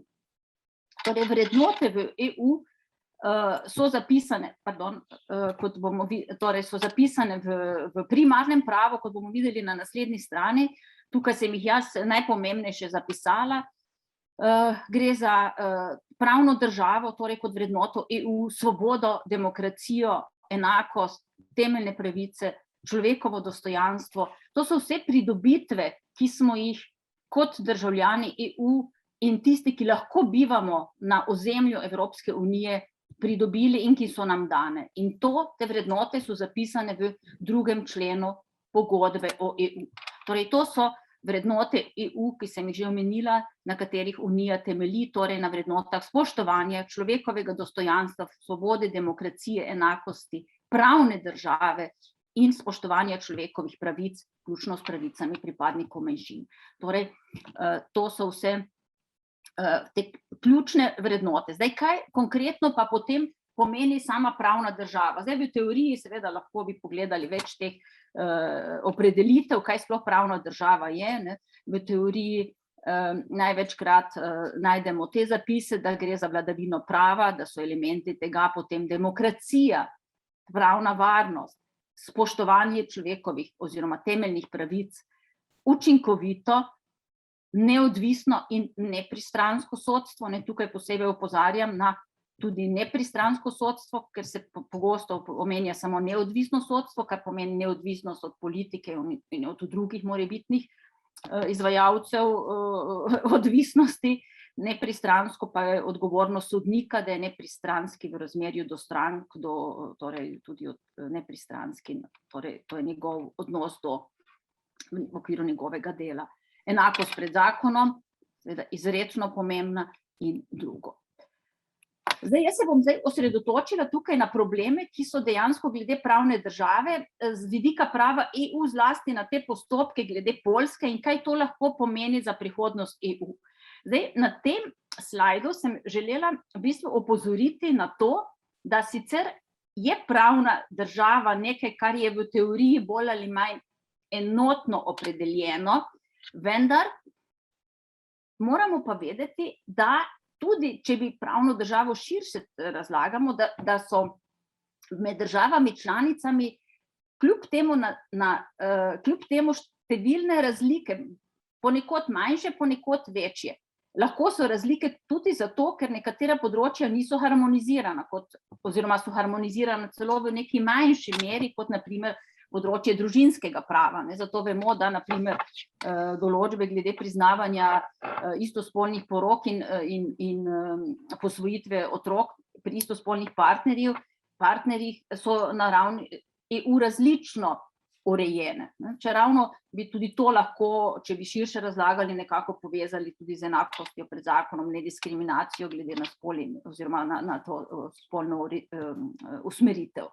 Torej, jaz sem pa tukaj napisala kot take primere razlik. Naprimer, v EU imamo države, ki so monarhije in ki so republike. Zdaj, mi, ki smo iz republik, zlasti vse nove države članice, nam se zdi nekako, mislim, če bi pogledali iz tega, kar smo se včasih mi starejša generacija učili še v šolah, da so monarhije praviloma neke zastarele oblike, vendar danes vidimo, da so ravno monarhije tiste v EU, ki so izredno demokratične. Kar hočem tukaj povedati je to, da je treba spoštovati to različnost, tudi ko gre za te tako občutljive pravne opredelitve. In tukaj vemo, da te razlike obstajajo in da so seveda se nihče v to ne vmešava. To je v bistvu bolj bilo vam kot za razmislek. Zdaj, kadar gre za kršitve pravne države, ko v bistvu Evropska komisija vidi, da gre za neko kršitev, oziroma ko evropske inštitucije menijo, da gre v neki državi za kršitev prava EU, kaj lahko sploh naredimo? Kakšne mehanizme ima Evropska unija na razpolago? Tukaj sem dodala kot ta preventivni ukrep, ki ga ima na razpolago ki ga ima na razpolago Evropska unija glede pravne države, kot primer to uredbo, ki je bila sprejeta, verjetno se nekateri spomnite, konec lanskega leta v zvezi z tem režimom pogojenosti za zaščito proračuna Unije, in sicer gre za dodelitev teh velikih finančnih sredstev iz korona pomoči, kjer je bilo na koncu odločeno, da v bistvu, če poenostavim, država mora spoštovati tudi načela pravne države, kajti drugače bo lahko prišlo do tožbe zoper državo članico. Tukaj se je nanašala zadeva seveda zlasti na Poljsko in Madžarsko. Torej, Unija želi na ta način zaščititi v bistvu ne samo svoj proračun, ampak tudi prisiliti države članice k izpolnjevanju nekih vrednot Evropske unije. Zdaj, kateri postopki so potem na razpolago? Kateri postopki so tukaj na razpolago v Evropski uniji? Zdaj, to bi posebej želela danes poudariti in tudi kakšna je tu prihodnost, kaj sploh lahko pričakujemo. Na ravni EU imamo tukaj različne postopke. Na eni strani imamo pravne postopke pred sodiščem Evropske unije, to je tožba proti državam članicam. Če država, tudi če krši vrednote pravne države in konkretno neke določbe, potem lahko pride do tožbe. Na naslednjem slajdu bom omenila, to je v bistvu pravni postopek, ki poteka pred sodiščem Evropske unije. Tukaj so pravne podlage, pogodba o delovanju Evropske unije, pravnik s področja evropskega prava poznamo te člene, 258, 260, tudi nekateri študenti, ki se tukaj poznate to. In tukaj so potem pravne sankcije. Potem pa imamo v EU še tako imenovane politične postopke, ki so po členu 7 pogodbe o EU, to je te druge pogodbe. Kaj zdaj to pomeni? Kaj pomenijo te razlike? Zdaj, ti postopki po členu 7, tako imenovani politični postopki, potekajo v parlamentu, v Evropskem parlamentu, v svetu EU in seveda vključena je tudi Evropska komisija. Postopek je določen čisto natančno v členu 7 členu 7 pogodbe o EU in je namenjen, se ga lahko začne, če pride do kršitve vrednot EU, torej če pride do kršitve vrednot EU. Zdaj, kakšne so lahko posledice tega postopka in kje je problem? Posledice tega postopka so lahko politične sankcije in na koncu tudi kot najhujša sankcija izguba glasovalnih pravic.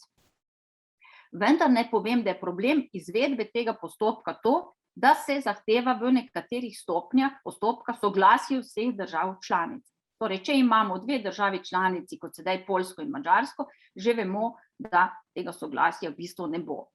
Jaz osebno imam tukaj še en drug pomislek, mislim, da tukaj s profesor Avlem nimamo povsem enakih stališč, ampak to je čisto pravilno tako.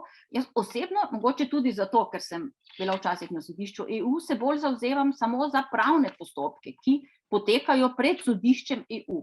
Ko odloča sodišče EU kot neodvisni organ, strokovni organ, ko gre za pravno odločanje neodvisnih ekspertov in kjer potem sodišče na koncu odloči sodbo.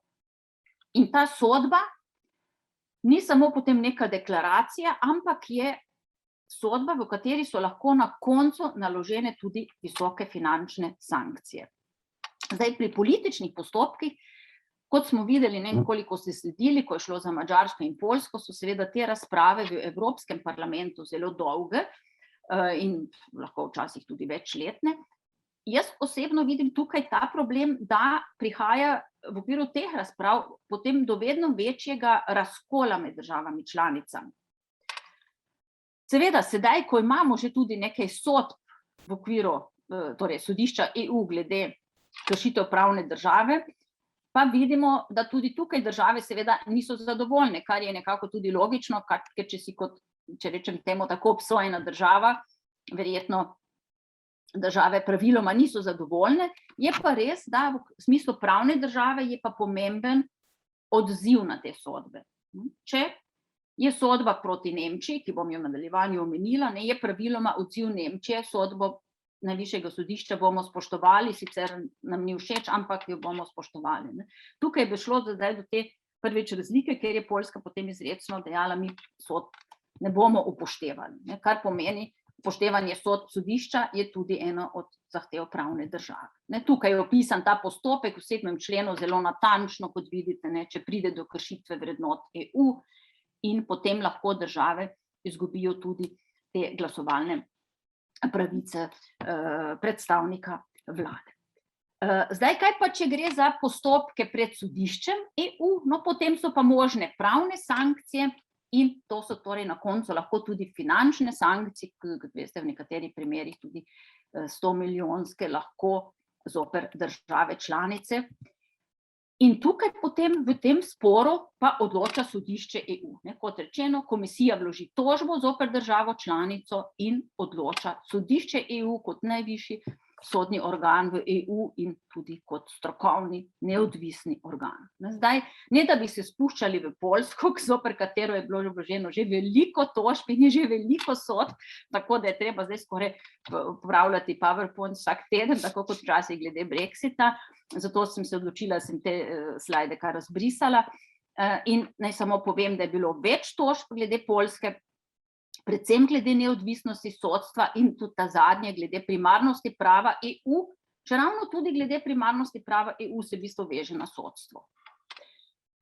Zdaj, seveda, v takih primerih lahko sodišče EU izda ugotovitveno sodbo, torej država je kršila, ugotovi se, da je država kršila pravo EU, ne, ker je ugotovitvena, ali pa izreče finančne sankcije. Ne.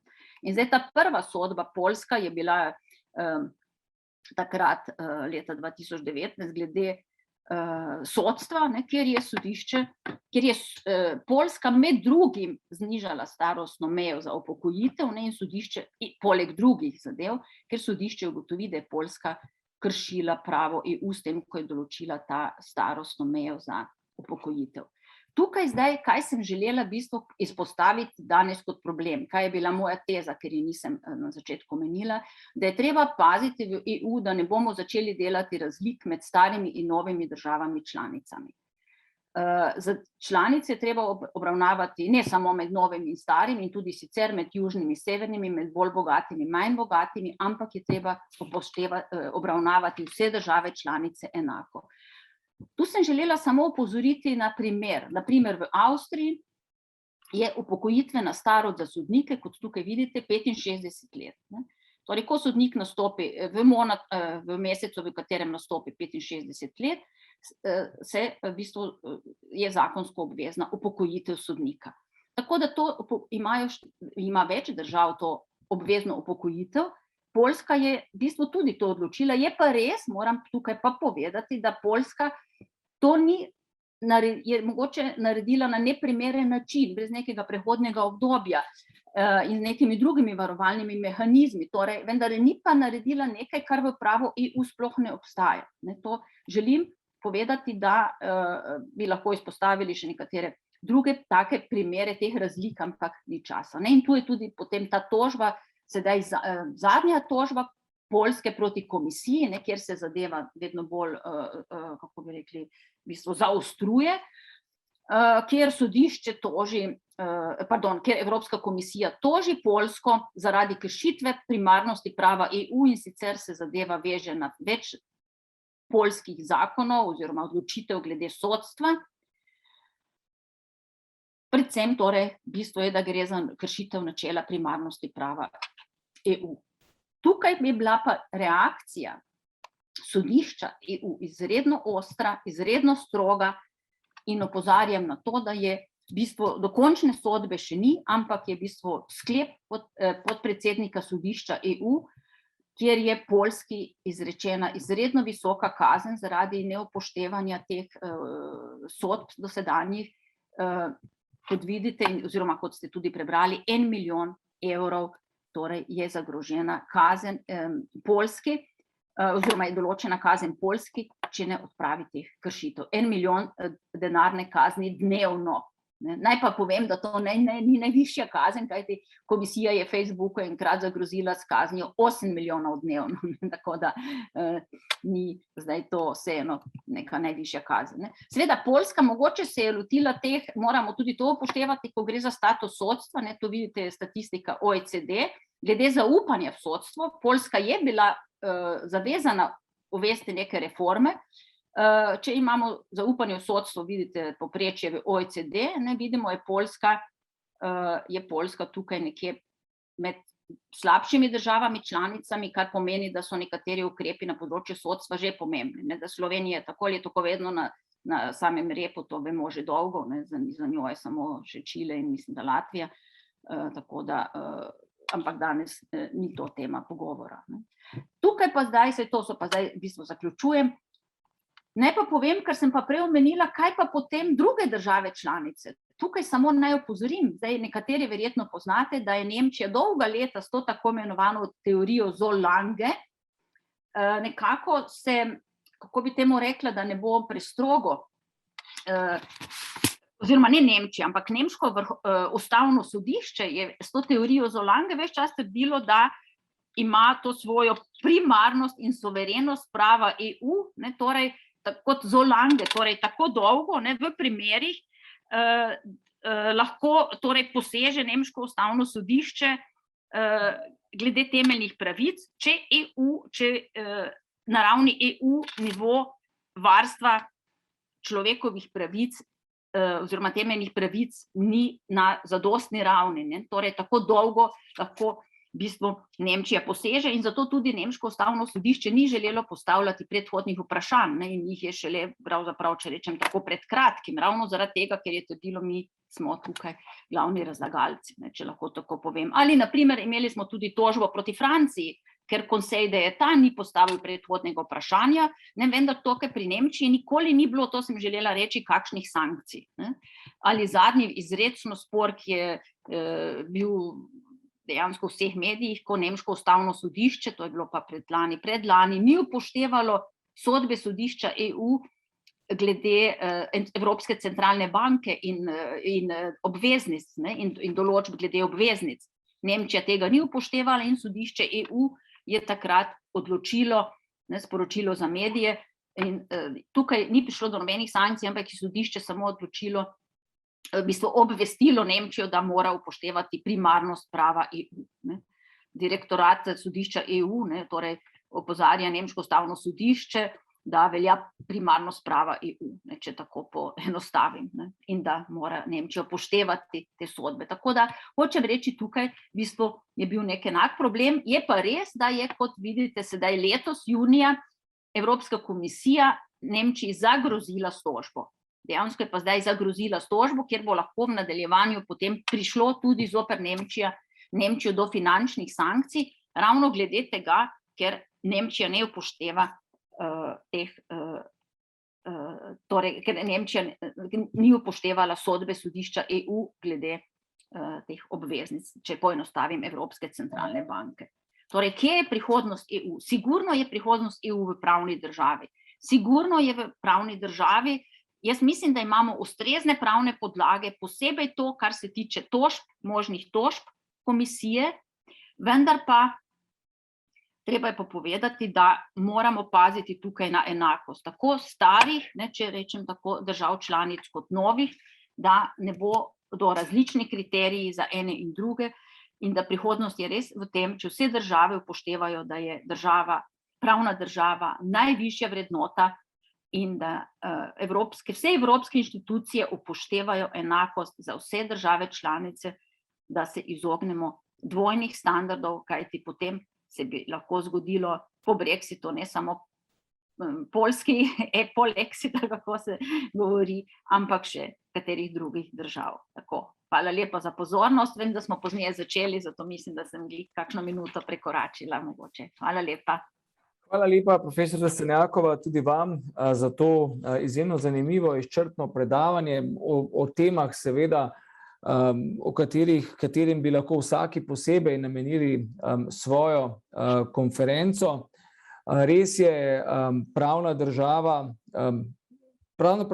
država, spoštovanje temeljnih načel vladavine prava je pravzaprav predpostavka katerekoli politične skupnosti, tako državne, še posebej pa najbrž naddržavne, takšne kot je Evropska unija, kjer nas ločuje marsikaj, zgodovina, kultura, verska pripadnost, številne razlike so znotraj Evropske unije, ampak tisto, kar pa bi nas moralo povezovati, je pa seveda zavezanost vladavini prava in tem skupnim evropskim načelom in načelom, temeljnim načelom prava Evropske unije.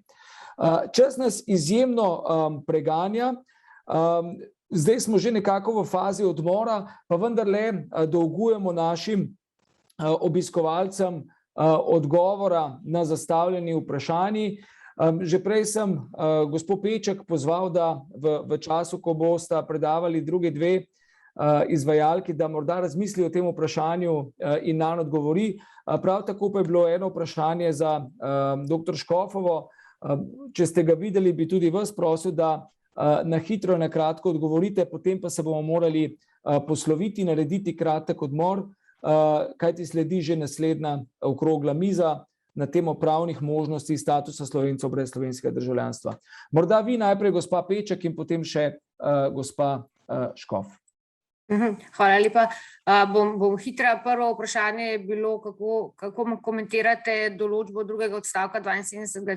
člena tega koronskega zakona, da je treba ustanovitev širitev zmogljivosti poslovne enote priglasiti v 15 dneh po ustanovitvi gospodarske družbe, ali gre zgolj še za eno določbo, ki vnaša pravni nemir. Praksa bo pokazala, ampak jaz mislim, da je to popolnoma neživljenjsko, ker jaz mislim, da bi bilo potrebno tako investicijo priglasiti oziroma pridobiti soglasje jasno pred izvedbo, ker je reverzibilnost tega in škoda, ki jo potem potencialno investitor utrpi, lahko zelo velika. In tako da jaz bi boljše je preprečiti kot zdraviti v tem primeru, a ne? Ta druga zadeva je pa, kaj se zgodi v primeru, da EU, se pravi komisija, mislim, da je to, a ne, to investicijo zavrne, kakšna je verjetnost, da takšna investicija ne bo speljana s strani države, ter kakšna bi bila kazen za sprejem take investicije, ki bi jo sprejela država članica, kljub zavrnitvi strani pač komisije oziroma držav članic. Jaz mislim, da je to bo nastal velik pravni in politični problem, tako da to je tako, kar z mutatis mutandis na ostale stvari, ki jih države članice delajo in nasprotujejo evropskemu pravnemu redu ali njenim vrednotam, in tle bo popolnoma enak mehanizem. Neka kazen bo, si mislim, pa potem bojo sodni postopki in na koncu bo odločilo sodišče, pa to odvisno tudi od političnega vpliva posamezne države, za kakšnega investitorja gre. To je to ene palete, da se ne da določenega zelo natančnega odgovora. Hvala lepa za določen in natančen odgovor na pač zastavljeno vprašanje in tudi za kratkost, ki vam je bila žal odmerjena. Še dr. Škofova, še vam gre beseda. Ja, hvala. Prvo vprašanje se nanaša na to, ali so bile kazni kazenskopravne narave oziroma upravno-kazenske naravne. To so bile seveda upravno-kazenske narave in gre v bistvu za globe. S tem, da je bila nadomestna zaporna kazen, potem seveda že v zaporu in s tem se tako rekoč te zadevi prekrižati, ampak zakon, načeloma je to upravni zakon, ki pač določa globo kot tako. Drugo vprašanje se nanaša na epilog sodb Čepelnik in Maksimovič, kaj se je zgodilo tako rekoč naprej. V zadeva, mislim, zdaj čist konkretno v postopku Čepelnik je bilo tako, da je seveda okrajno glavarstvo razveljavilo to odločbo in je varščino vrnilo. Ampak bolj pomemben epilog te sodbe Čepelnik je pa ta, da je v trenutku, ko se je Republika Avstrija zavedala ker tudi to ni čist jasno, ker postopek je potekal v slovenskem jeziku in morate vedeti, da je na Dunaju, da niso niti vedeli, kaj je to okrajno sodišče v Pliberku. Niso razumeli, videli so, da je postopek, ki leti zoper Republiko Avstrijo, ki ga je naslovilo na Evropsko sodišče okrajno sodišče Pliberk, to je po nemško Bezirksgericht Freiburg, in Dunaj, urad zveznega kanclerja, ni razumel, zakaj je to postopek zoper Avstrijo, saj je to sodišče, okrajno sodišče v Pliberku, sploh ni avstrijsko sodišče, kar pa je seveda v resnici, ker je to dvojezično sodišče. Tako da to je v bistvu še bil en zelo zanimiv epilog, ampak dejstvo je, da ko je pač Republika Avstrija, zapravo Bundeskancleramt in organi ministrstva, ko so razumeli, da to zdaj pa gre za res, in predtem so se zelo bali, da bodo postopki dejansko prišli do Evropskega sodišča, so nemudoma nehali z odrejanjem varščin. Treba je namreč vedeti tudi eno zadevo. Vsi, v bistvu je bilo dogovorjeno, da noben od postopkov ne gre na Evropsko sodišče in je bilo treba najti tle eno drugo pot, se pravi preko civilnega sodišča, da smo dejansko prišli lahko s to problematiko do Evropskega sodišča in je bilo treba res malo razmisliti, kako bomo prišli go. In potem smo jih seveda še presenetili z slovenščino, kar je seveda za manjšinca še posebej zadovoljivo, če predstavnik republike tako rekoč na zaslišanju pred Evropskim sodiščem rabi prevajalca, da te razume. Tako da to je ena zadeva, kar se pa tiče Maksimoviča. V sodbi Maksimovič je bilo pa tako, da dejansko v postopku oziroma v fazi, ko je bil postopek na Evropskem sodišču, je imelo avstrijsko ustavno sodišče dejansko tudi možnost, da se bi izreklo glede teh določb, ki so bile predmet postopka v Luksemburgu. Ampak avstrijsko ustavno sodišče pač enostavno ni želelo in se je pač iz formalnih razlogov pač zavrnilo te postopke in v bistvu ni odločalo v tej zadevi. V bistvu je imelo možnost, da dejansko bi odločalo o ustavnosti te avstrijske odločbe in bi s tem tako rekoč tudi pač določeno blamažo, če tako povem, ki so jo potem seveda doživeli, ko je pač pošla sodba Maksimovič, bi jo lahko preprečili. Ampak to seveda avstrijsko ni bilo zaželjeno oziroma niso izbrali to pot. Rešitev oziroma epilog v zadevi Maksimovič je bil pa avstrijski, tako bom povedala. Zakaj avstrijski? Zaradi tega, ker seveda postopki so bili ustavljeni iz raznih razlogov. V enem primeru, ker je bila obtožba napačna in je v bistvu zadeva zastarana, se pravi, da je v bistvu ta zadeva po avstrijsko izvodenela z rezultatom, da dejansko pač sodbe niso bile več izrečene oziroma postopki so bili ustavljeni, kar je bilo zelo dobro, pač seveda za gospoda Maksimoviča in seveda tudi za direktorje teh avstrijskih družb, ki so bili pač tudi v teh postopkih. Zdaj seveda je pač novela, ki je pač seveda tudi en epilog tega zakona. Če dovolite, dr. Avbelj, jaz predlagam, da se naslednja sekcija začne potem spet ali pa 10-minutno zamudo. Naj dr. Škofova samo še omeni, da je sedaj pa spet eno predhodno vprašanje, ki se pa nanaša na Slovenijo, torej na slovenski zakon. Mogoče, če v enem stavku poveste, ne vem, če tudi teče postopek v slovenščini, ampak nanaša se pa na tokrat bo pa Slovenija tista, ki je prizadeta država. No, da zdaj ne boste mislili, da mi samo razmišljamo o tem, kje bi lahko koga spravili pred Evropsko sodišče. Seveda je naš oziroma namen teh postopkov je to, da se dejansko določene zadeve spremenijo na boljše za vse, ki so v tem, ki živijo, delajo na tem področju v tej regiji. In v Sloveniji vse pravnike oziroma kolegica me bo potrdila, vse odvetnike, ki delamo v praksi, nas zelo pač morijo roki. Roki zaradi tega v Sloveniji še posebej, ker so zelo, zelo kratki, še posebej, ker se tiče ta 8-dnevni rok zoper izvršbo na verodostojni listini. Tudi vsi veste, da se to pač tudi uporablja v strateške namene, kar pomeni, da pač vložim tako, da bojo vmes še prazniki, po možnosti dolžnik ne bo imel dovolj časa, da se bo niti seznanil in bo zadeva postala pravnomočna, preden da bo on sploh vedel, za kaj gre. To pač je dejstvo. In ta rok je dejansko sploh v teh mednarodnih odnosih, kjer se lahko pač seveda izvršbe vročajo tudi v drugi državi članici in kjer pač morda naslovnik ne pozna jezika, je pač dejansko problem. Tako da trenutno poteka postopek pred Evropskim sodiščem v Luksemburgu pod številko C-7/21, tako da se bom spomnila, kjer gre ravno za to vprašanje, ali je ta 8-dnevni rok kot rok za ugovor zoper izvršbo na osnovi verodostojne listine v skladu z pravom EU-ja, ja ali ne. Tako da postopek je pa dvojezičen, ker je bil predložen strani spet okrajnega sodišča v Plibergu. Tako da zelo zanimivo, kar se tiče stanja postopka, seveda ne morem nič veliko komentirati, lahko pa povem to, da je pisni postopek toliko, da je komisija podala svoje stališče, stranke so podale stališče, tako da v bistvu zdaj čakamo, kako bo zadeva šla naprej. Zelo zanimivo. Me pa zanima, kdo pa je ta sodnik na okrajnem sodišču v Plibergu, ki predloži vsa ta vprašanja, ker v Sloveniji včasih jim moraš roke lomiti. Ja, saj sodnik predloži samo, če mu odvetnik dobro oblikuje in to je... Že, ampak se veste, mi imamo sodbo ustavnega sodišča, kjer je moralo dobesedno prisiliti Vrhovno sodišče, da v smislu vzpostavitve pravice do zakonitega sodnika, da to sodišče vlaga zahteve za predhodno odločanje. Kdo pa je ta avstrijski kolega? No, dejstvo je, recimo res je,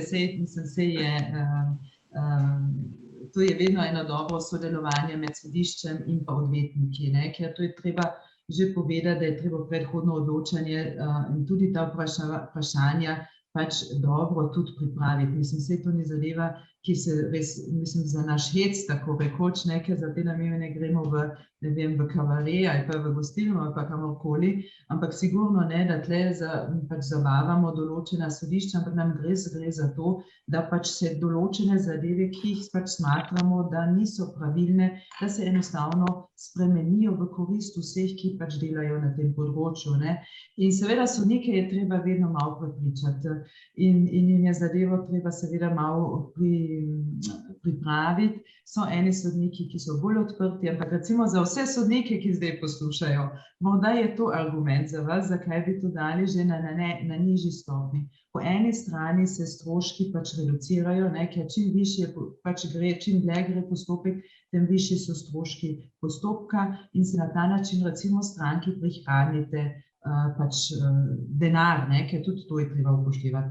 Morda pa še en drug argument, ki je tudi zelo, morda lahko prepriča enega ali pa drugega sodnika, kar pa ni v tem primeru, v našem avstrijskem primeru to razlog, je pa to, da recimo potem je postopek 2 leti v Luksemburgu in ni več v statistiki, morda to tudi kakšnega sodnika prepriča, da da predhodno povpraševanje. Seveda je pa to vedno dobro sodelovanje med odvetniki, ki zastopajo in pa sodiščem, absolutno. Lepa hvala še za to pojasnilo. Omenili ste, da po avstrijsko določene stvari v Avstriji včasih izvodenijo, razvodenijo. Tisto, kar smo mi lahko prepričani v okviru današnjega panela, da ta razprava gotovo ni razvodenela, bila je zelo zanimiva, lahko bi z njo še nadaljevali, pa nam je žal zmanjkalo časa. Vse, kar mi preostane, je to, da se vam res lepo zahvalim za sodelovanje, tudi našim poslušalcem za vprašanje, ki so nam jih zastavili. Zdaj pa odhajamo na odmor.